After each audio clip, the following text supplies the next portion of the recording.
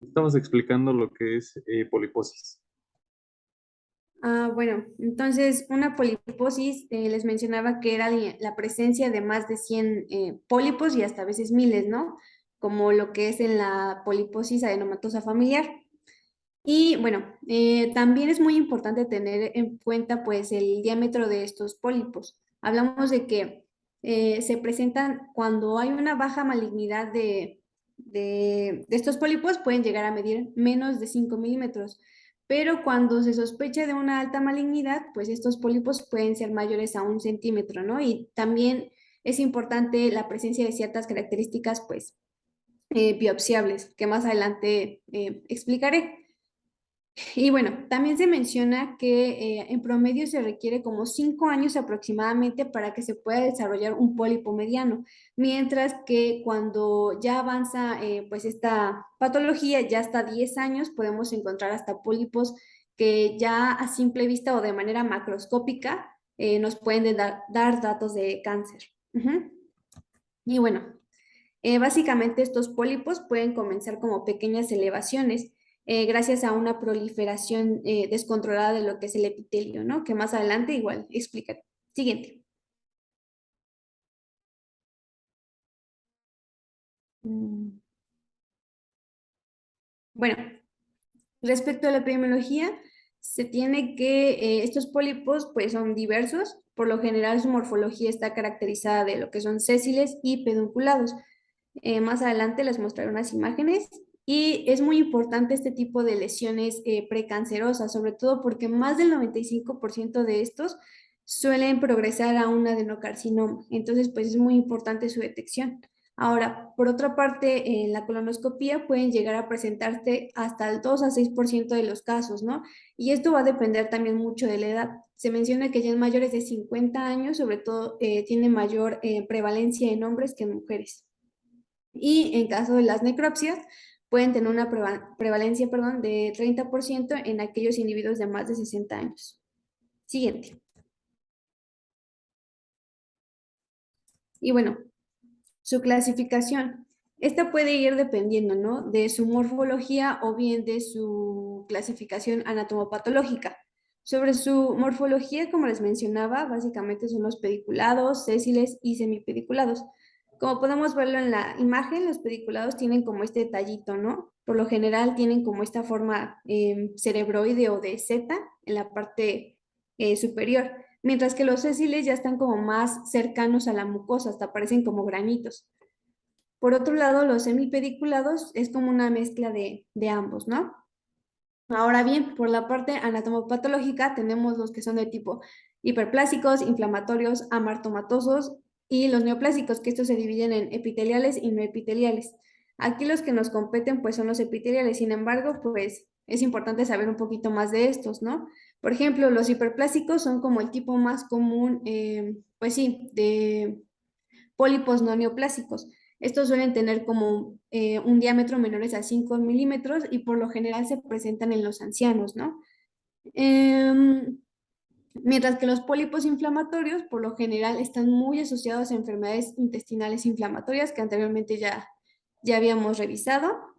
Y los pólipos amartomatosos, realmente estos pueden aparecer a cualquier edad, sin embargo, son muy característicos en la niñez y por lo general se presentan en lo que son pues, síndromes genéticos, ¿no? Y algunas veces suelen también ser esporádicos. Por otro lado, como les mencionaba, los que nos competen son los epiteliales. Estos, como podemos verlo en pues sí, en la tablita de abajo, puse que su prevalencia de los adenomas tubulares suelen ser de hasta el 75%, mientras que los adenomas tubulovellosos son del 15% y los vellosos del 10%. Ahora, esto es muy importante, sobre todo porque dependiendo de pues, su presentación, pues también va acompañada la malignidad. Y de hecho, en los que suelen ser más malignos son los vellosos, de hasta un 40%. Siguiente. Y bueno, su fisiopatología, pues como les mencionaba, ¿no? Realmente es por procesos inadecuados o alterados de pues, la proliferación y diferenciación de células epiteliales. En la bibliografía mencionaba que consta de dos fases. La primera, pues básicamente es una falla en la inhibición del ADN entonces pues comienza la proliferación celular. Sin embargo, como es una fase temprana, sigue existiendo como un equilibrio entre pues sí, em, la rápida proliferación, pero también existe todavía un poco de la muerte celular, ¿no? Que todavía los mecanismos no están totalmente inhibidos. En la fase 2 ya podemos encontrar lo que es la acumulación de todas estas células epiteliales y la formación de lo que son mallas. Ajá. Estas mallas, pues obviamente su función es retener pues más las células y pues comienza la formación de este pólipo. Ahora, ya para más específicamente a la parte de los adenomatosos, se menciona que son básicamente acumulaciones de tanto mutaciones de oncogenes, genes supresores y alteraciones del ADN mitocondrial. Entonces, todo esto pues condiciona a alteraciones, ¿no? Y obviamente, bueno, para esto es importante también mencionar que no se conoce específicamente cuáles son estas mutaciones puntuales, ¿no? Sin embargo, pues hay que tenerlas en cuenta. Y bueno, a partir de esto, como les puse en este esquemita, es muy importante tener en cuenta que estas son premalignas. Ajá, entonces obviamente a la larga y conforme el tiempo de evolución nos puede llegar a propiciar hasta adenocarcinoma, que es lo que veremos más adelante. Siguiente.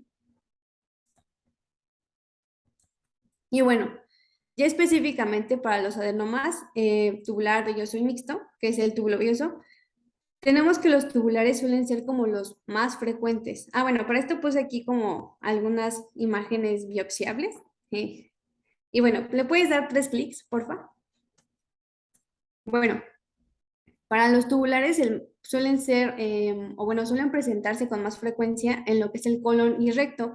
Por lo general tienen una coloración rojiza y tienen como un aspecto cerebroide o como frambuesita en lo que es su capuchoncito. Estas por lo general tienen diámetros menores a 1 centímetro y casi siempre son pedunculados. Solo el 10% son sésiles. Mientras que los vellosos, como podemos ver en la imagen, ya son más grandes, suelen ser sésiles y son menos definidos. De hecho, suelen presentarse hasta un 60% en la parte, bueno, sí, en el recto. Sin embargo, pues pueden también llegar a presentarse en lo que es el sigmoides o en general en el resto del colon, ¿no? Algo importante de estos es que sus diámetros pueden ir desde 1 a 2 centímetros o bien pueden llegar hasta medir de 10 a 12. Ajá. Entonces, pues también es un dato importante, ¿no? Y los mixtos, pues son una mezcla, ¿no? Tanto de tubular como velloso. Siguiente. Bueno, su cuadro clínico básicamente pues es asintomático, no hay datos como específicos, sin embargo mencionaba que una de las manifestaciones más frecuentes pues va a ser la rectorragia, ajá. Puede ser severa, bueno, perdón, masiva o no masiva, ¿no? Pero realmente esto es muy, muy raro. Al estar cursando con rectorragia, también puede llegar a presentar lo que es anemia. Cuando ya estos pólipos suelen ser muy grandes, por lo general, pues puede llegar a presentar el paciente lo que es cólico, dolor abdominal y hasta obstrucción. Y esto va a depender mucho de la localización de estos pólipos. También mencionaban que los pólipos rectales pueden ser palpables pues al tacto rectal, ¿no? Y los adenomas vellosos, pues pueden llegar a condicionar diarrea acuosa, pero en general su cuadro clínico es muy inespecífico. Siguiente. Bueno, sobre su diagnóstico, básicamente tenemos que es por colonoscopía. Realmente esto nos puede ayudar pues sí, al diagnóstico como tal y pues también nos ayuda como forma terapéutica, ¿no? Ya que si encontramos los pólipos, pues pueden ser resecados, ¿no? A través de, pues sí, una polipectomía. O bien, bueno, para esto es muy importante que al realizar esta resección de pólipos, todos los pólipos tienen que ser biopsiables, sobre todo para descartar la malignidad. Ujú.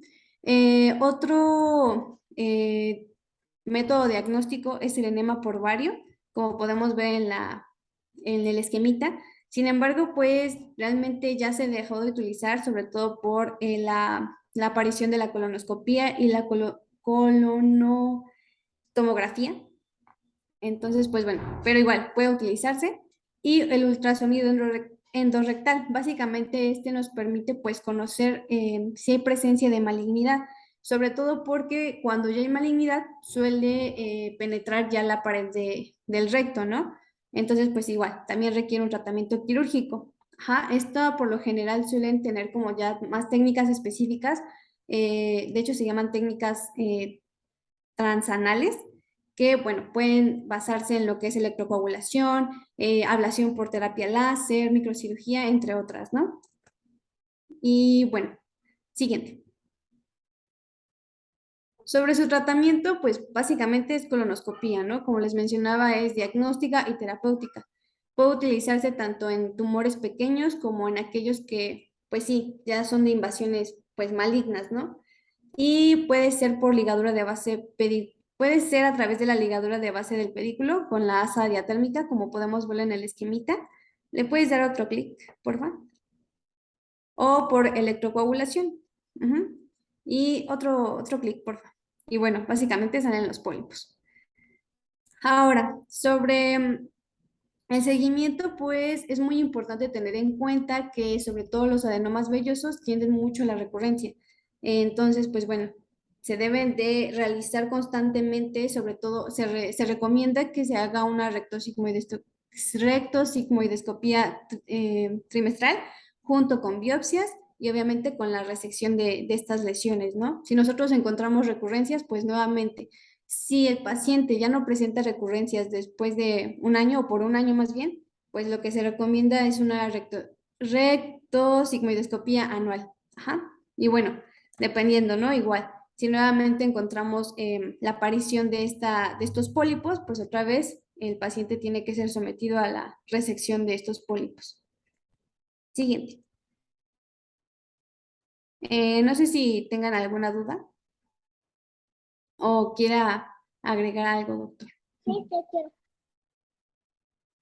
Bueno, vamos bien. Aquí esta primera parte era sobre todo para ver la característica de los pólipos, los tipos que hay y la importancia de la colonoscopía, ¿sale? Aquí tanto diagnóstica como terapéutica nos va a funcionar muchísimo la colonoscopía más que algún otro estudio. Pero sobre todo los tipos, tubulares, vellosos, sésiles, pediculados, cuáles tienen potencial de malignidad, porque eso va a ser la descripción macroscópica que se va a ver a simple vista. Entonces, es el dato clave en esta primera parte. Ya vamos a empezar con las patologías en específico, entonces, pues adelante.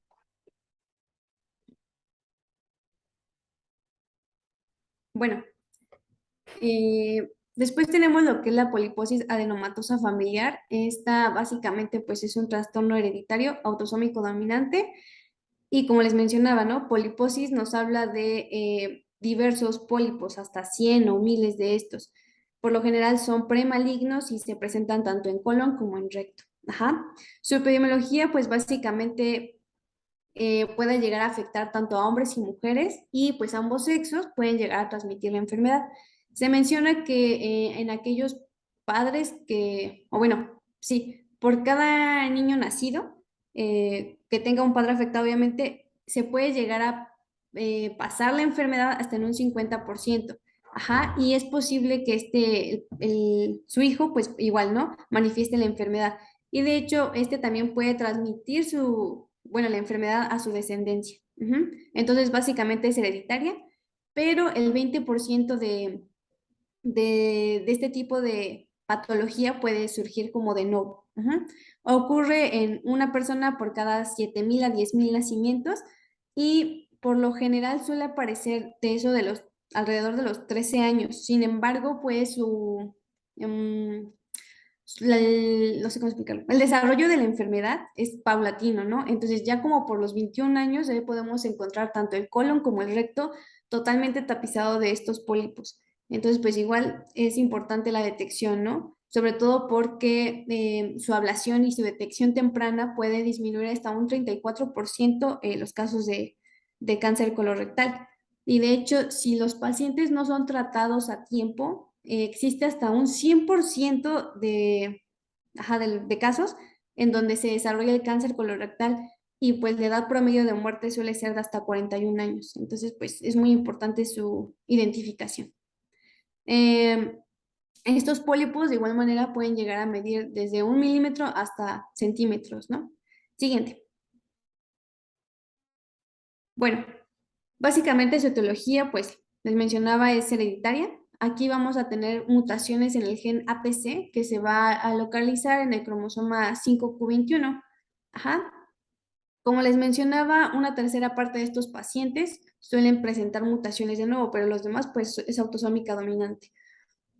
Tenemos que esta mutación del APC básicamente pues es como más bien, normalmente este gen es como un regulador de la homeostasis del epitelio colónico. Entonces, cuando hay una supresión de este, pues propicia alteraciones tanto de procesos de migración, adhesión, diferenciación y hasta apoptosis, ¿no? Entonces, pues se ve abolida esta parte.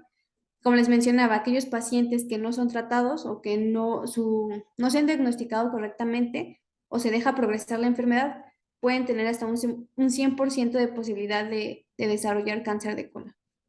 Siguiente. Bueno, su cuadro clínico de igual manera es muy inespecífico, pero por lo general suelen llegar a presentar desde sangrado transrectal, diarreas, bueno, sí, con descargas de moco y hasta dolor abdominal, realmente que es muy vago, ¿no? Su clínica es eh, inespecífica. Sin embargo, este tipo de alteración o enfermedad suele también estar muy relacionada con lo que son osteomas en cráneo, quistes de inclusión, quistes sebáceos, hipertrofias pigmentarias también de lo que es la retina y hasta adenomas suprarrenales. Entonces, pues también hay que tener en cuenta esa parte. Su diagnóstico, igual, básicamente es con colonoscopía o sigmoidoscopía. Y pues realmente no hay pierde, perdón, porque obviamente al realizar la exploración encontraremos que hay pólipos por todos lados, ¿no? Básicamente todo está tapizado de pólipos.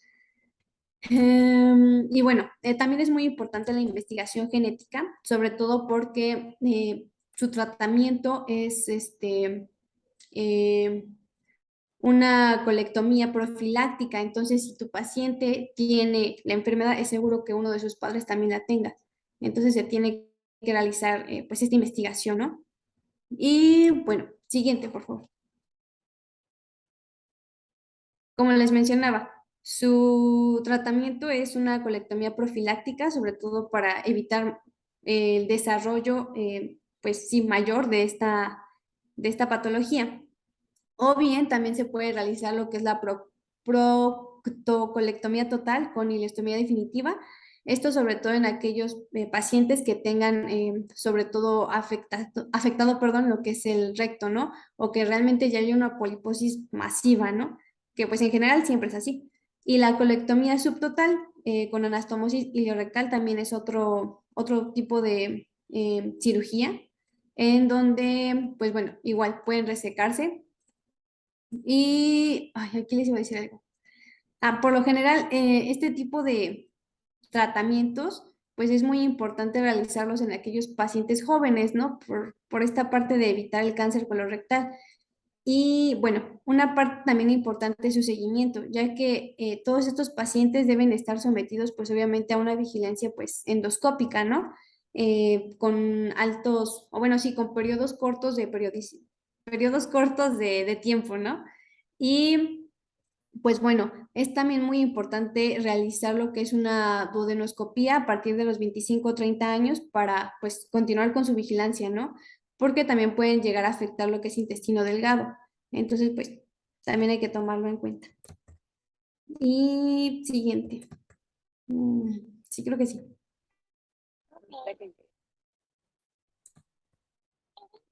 Muy bien, No sé. ahí tantito, nada más para repasar la patología que acabamos de ver. La importancia de esta patología radica sobre todo en el tratamiento o la colectomía profiláctica con los antecedentes heredofamiliares que ya se mencionaron. Casi es obligatorio hacer la colectomía o la hemicolectomía, dependiendo de la zona afectada, pero al igual que el CUSI, recuerdan la clase anterior cuando mencionamos este tema, esta parte de la cirugía, es importante tener la resección por el alto grado de progresión a malignidad. Entonces, desde ahí ya tenemos que tomar en cuenta que probablemente el paciente, más pronto que temprano, tiene que tener esa colectomía total, ¿sale? Para poder prevenir la evolución al siguiente tema que vamos a ver, cáncer de colon. ¿Sale? Entonces continuamos. O bueno, ¿alguien dudas, preguntas aquí? No, doctor, todo bien. Perfecto, continuamos entonces. Bueno, y ya pasando a cáncer de colon, tenemos que su concepto es, pues, básicamente cáncer, ¿no? En lo que es colon y recto. Por lo general, como les mencionaba, su factor de riesgo o cómo es que empieza este tipo de cáncer es por pólipos, ¿no? Estos pólipos, igual, presentes en lo que es colon y recto, y pues bueno, conforme va evolucionando la enfermedad o si no hay una detección temprana, obviamente, pues estos se vuelven cancerosos. Siguiente, por favor. Bueno, sobre su epidemiología tenemos que estos suelen abarcar hasta pues, el tercer lugar a nivel mundial, como podemos verlo en el esquemita. El primero pues es mama, segundo es próstata. Bueno, sí. Sí, mama, pulmón y colorectal, ¿no? Ocupa el tercer lugar a nivel mundial. ¿Le puedes dar a la siguiente, por favor? Y ya en México, igual ocupa el tercer lugar en México. Ajá, sobre todo suele tener una relación uno a uno, pero pues afecta sobre todo mayormente a los hombres, ¿no? Tanto en morbi como en mortalidad. Su incidencia es de 19 en 100.000 individuos. Siguiente, por favor. Y bueno, básicamente su etiología está caracterizada por el tipo, ¿no? Como una clasificación.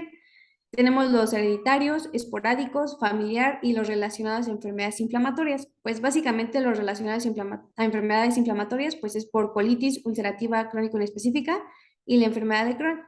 Por otro lado, los esporádicos son los más comunes, pueden llegar a presentarse en un 70-80% de los casos, mientras que los hereditarios pueden estar tanto vinculados a pólipos como no vinculados a pólipos, ¿no? Como tal, a síndrome de Lynch. Ahora, los vinculados a pólipos están muy asociados a la anterior patología, como es la PAF, la poliposis adenomatosa familiar, que como bien conocemos es autosómica dominante. Ajá, y también puede estar asociada a lo que es el síndrome de poliposis amartomatosa.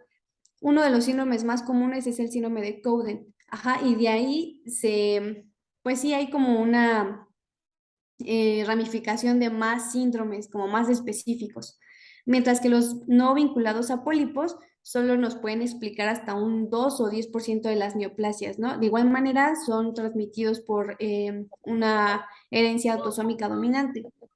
Y tenemos tanto el síndrome de Lynch tipo 1, que es como un cáncer pues aislado, y el Lynch tipo 2, que este está más, o bueno, tiene vinculación con lo que son diferentes pues sí, diferentes estirpes, ¿no? Puede ser desde estómago, endometrio, ovario, vejiga también. Entonces, pues es como diferentes, ¿no? Más bien, Hay, diversos. hay tantito, permíteme, te voy a interrumpir ahí tantito. Nada más ahorita mencionaste la enfermedad de Cowden o síndrome de Cowden, ¿no? Dentro de algunas patologías aisladas de la poliposis, se encuentra esta, la de Cowden. Son, son como datos característicos muy finos que identifican a cada una. La enfermedad de Cowden se caracteriza por tener hamartomas, tanto en piel como en las mucosas. Esa es la de Cowden. Tenemos la de el síndrome de Peutz-Jeghers, que también por ahí les voy a encargar que lo revisen. Acuérdense, Cowden, Peutz-Jeghers. El Peutz-Jeghers se caracteriza por pigmentaciones, tanto a nivel de mucosa como de piel, además de los pólipos, pues son pólipos más esta característica que les estoy diciendo. También por ahí tenemos el síndrome de Turcot o enfermedad de Turcot, que esa se caracteriza por tumores a nivel del sistema nervioso central, ¿sale? Son como las tres, digamos, un poquito más características asociadas a pólipos, ¿sale? Tienen esta característica que les decía, la de Cowden, hamartomas en piel y mucosas. El Peutz-Jeghers, pigmentación, mucosas y piel. Y el de Turcot tiene tumores a nivel del sistema nervioso central, ¿sale? Nada más para retomar, esto sí no lo pusimos en la clase, pero sí les voy a encargar que le den un repaso a esa parte, ¿sale? A estos tres síndromes sobre todo o enfermedades. Continuamos. Sí, también mencionó, ay, perdón, doctor, también mencionaba que podía ser por poliposis juvenil y creo que esa estaba caracterizada de 5 a 10 pólipos, ¿no? En lo que es el recto. Entonces, y más alteraciones, ¿no?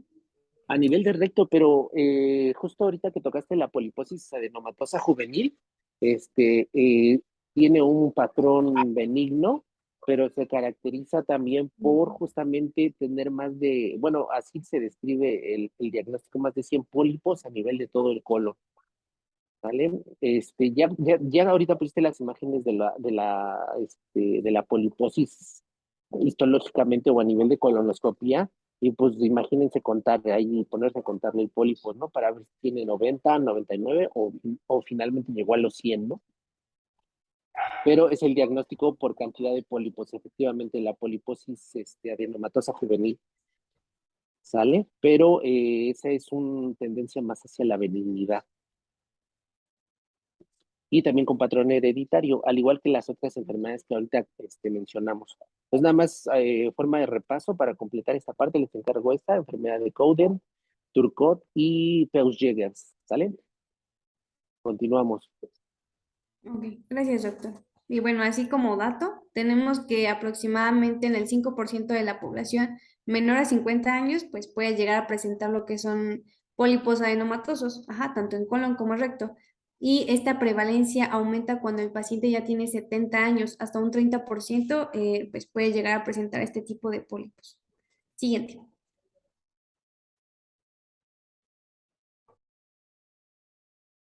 Bueno, ahora, ya hablando de factores de riesgo, aquí tenemos que principalmente se va a presentar en personas mayores de 50 años y también tiene cierta predisposición en personas, afroamericanas de raza negra. También entre factores de riesgo, pues tenemos la obesidad, diabetes mellitus, el sedentarismo, dietas ricas en grasas que aumentan la secreción de las sales biliares, el alcohol también está presente, así como el tabaquismo, el síndrome metabólico y cuando en la dieta hay una baja ingesta de fibras. También, bueno, aquí como factores de riesgo se mencionan estas, riesgos hereditarios que ya había mencionado mi compañera, que son la poliposis adenomatosa familiar y también el cáncer colorectal hereditario que no es asociado a poliposis. La siguiente, por favor. Y bueno, la guía de práctica clínica menciona que existen como ciertas poblaciones de riesgo, o bueno, las clasifica en tres, según esto para poder determinar si se va a hacer como el diagnóstico, ¿no? O en quienes es más prioritario y lo divide en poblaciones de riesgo bajo, intermedio y de riesgo alto. En el caso de las poblaciones de riesgo bajo, pues bueno, van a incluir estos factores de riesgo que nos mencionaba mi compañero Christopher, en donde generalmente pues van a ser personas mayores de 50 años, pero aquí lo importante es que no tienen como una historia personal de lo que van a ser los pólipos o propiamente de cáncer y también que no tienen un antecedente familiar de alguna enfermedad inflamatoria o propiamente el cáncer o de alguno de estos síndromes que ya nos había mencionado también mi compañera Vanessa. Después tenemos las poblaciones de riesgo intermedio en donde estos sí van a contar ya sea con con pólipos en el colon o con una enfermedad inflamatoria que tenga 10 años o más de evolución. Y en el caso de las poblaciones de alto riesgo, esta se va a basar más en que tengan antecedente familiar de alguna de estas enfermedades que ya se han mencionado o también en el caso de los pólipos o que también tengan el antecedente propiamente del cáncer. Y también se habla de pacientes que tengan como un antecedente relacionado al cáncer extracolónico que esté asociado con estos órganos.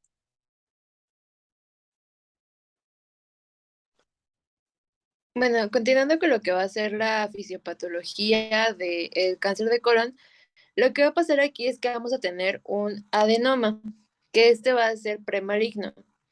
Cuando se convierte a un adenocarcinoma, ya estamos hablando de que esa lesión va a ser maligna. Y para esto van a suceder una serie de procesos. Principalmente en el adenoma, en este caso vamos a hablar del pólipo, que es la lesión premaligna, va a haber una metilación del ADN. Y esto nos va a conllevar a un silenciamiento de los supresores de tumores o una activación de los oncogenes. Por ejemplo, vamos a tener que se va a activar el oncogen CRAS y se van a silenciar como consecuencia también, bueno, va a haber aquí una mutación en el cromosoma 18, en el cual va a perder su heterogenicidad y va a silenciar a ciertos genes supresores de tumores. Por ejemplo, el SMAD4, también llamado DPC4 y ADCC. Otro ejemplo que podemos ver también es la lesión del cromosoma 17, en el cual va a tener como consecuencia el silenciamiento del supresor P53, que esto nos va a llevar a que sea más resistente a la apoptosis. El primer gen oncogen que fue descubierto fue el APC, que es el gen de la poliposis adenomatosa, el cual fue el primero descubierto en la poliposis adenomatosa familiar, que ya les habló Vanessa. Y esto también lleva al silenciamiento, por ejemplo, de algunos otros genes que van a ser la ciclina D1, el CMYS. Bueno, esto como consecuencia va a tener la pérdida de reparación del ADN. Entonces, gracias a esta metilación, el ADN va a estar, pues digamos así, lastimado, va a estar con lesiones o con pérdidas ya de ciertos genes. Y a esto, aunado a que no está ese silenciamiento o no hay apoptosis, se van a empezar a generar más células, pero van a estar dañadas y esto pues nos va a llevar al no carcinoma. Algunos otros genes importantes de los que pues tenemos que hablar va a ser el HMCI y el HPNCC, que estos son los genes principales que se han encontrado en lo que va a ser el síndrome colónico hereditario no poliposo y también el síndrome de Lynch. El HMCI es el principal. Y también la característica de estas células van a ser que tienen vesículas extracelulares que les va a promover el crecimiento, la sobrevivencia, la metástasis y también pues esto nos va a hacer que se silencien o que no haya respuesta de los inmunosupresores, por ejemplo, de los linfocitos T y también de las células dendríticas, que no detecten estas células dañadas. También es importante decir que el HMCI, que es el gen que les he mencionado de síndrome de Lynch, se puede detectar también en inmunoensayos, donde pues esto sirve como un diagnóstico para este síndrome. El que sigue, por favor. Bueno, ahora hablando un poco de las manifestaciones clínicas, aquí va a depender realmente mucho de la localización, así como también de ya la gravedad, es decir, qué tan avanzado está el cáncer. Por ejemplo, en cuanto a síntomas, que más van a referir los pacientes en cualquiera de los casos va a ser dolor abdominal, también cambios en el hábito intestinal, hematoquexia o melena. Eso es muy importante ya que, como lo vamos a ver más adelante en el diagnóstico, a veces la hematoquexia pues no va a ser tan evidente, no va a haber ya como tal eh, pues este sangrado, ¿no? En las heces, pero sin embargo va a estar oculta. Es decir, que ya en un examen microscópico vamos a poder ver la presencia de los eritrocitos en la materia fecal.